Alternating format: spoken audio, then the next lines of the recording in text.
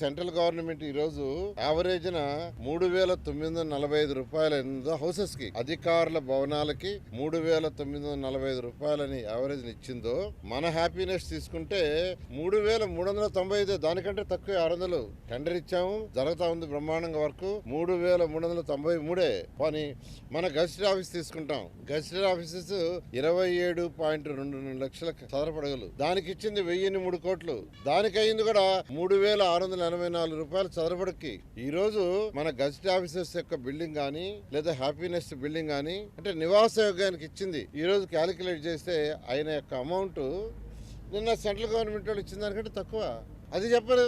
ఏదైతే iconic buildings కడుతున్నావో చెప్తా. Iconic buildings అవుతాయి. డయాగ్రీ టెక్నాలజీ పార్లమెంట్ భవన్ తీసుకోండి. పార్లమెంట్ భవన్ 16,916 అయింది ఐకానిక్. అదే విధంగా తెలంగాణ సచివాలయం తీసుకోండి, 13,768 రూపాయలు స్క్వేర్ ఫీట్.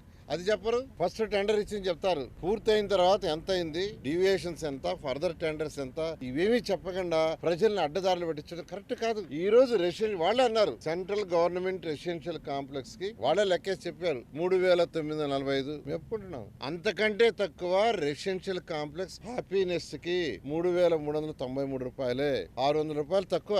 గజిటెడ్ ఆఫీస్ కి 27.22 లక్షలు కడుతున్నాం. దానికి ఇచ్చింది 3,684. అది తక్కువే. తక్కువైనా చెప్పరీళ్ళు. ఎక్కడైనా ఐకానిక్ అనేది 16,000, 17,000 అవుతుంది, 18,000 అవుతుంది. ఈ రోజు హైదరాబాద్ పార్లమెంట్ తీసుకోండి. పార్లమెంట్ ఏదైతే కట్టారో దానికి 16,916. కాబట్టి నేను ఒకటే చెప్తున్నానండి, మీరు ఇలా ప్రజలకు గాని అబద్ధాలు చెప్తూ పోతే ఆ 11 సీట్లు మేలవు. నేను చాలా క్లియర్ చెప్తున్నా. మీరు డేటా కంపేర్ చేసి చెప్పండి. కాబట్టి కట్టే బిల్డింగ్ ఏంది, ఎలాంటిది కడుతున్నారు, అది ఐకానికా, నాన్ ఐకానికా, రెసిడెన్షియలా, కమర్షియలా, ఆఫీస్ స్పేసా, ఇవన్నీ చూడాలి. అవన్నీ చూసి చెప్తేనే అది కరెక్ట్ అవుతుంది. అంతేగాని ఏదో ఒకటి బ్లేమ్ చేయాలని చేస్తే ప్రజలు క్షమించరండి. నేను చాలా క్లియర్ గా ఎన్నోసార్లు చెప్పాను. మీరు ఢిల్లీది కానీ హైదరాబాద్ కానీ మీరు మొత్తం డేటా తెచ్చుకోండి. పూర్తి అయ్యేటప్పుడు ఎంత పే చేశారు, కాంట్రాక్ట్ కి ఎంత పే చేశారు, అది యావరేజ్ చేయండి. ఫస్ట్ ఇచ్చిన కాంట్రాక్ట్ మీద దాని మీద చేయటం తప్పు. ప్రజలు తప్పు పట్టించుంటారు.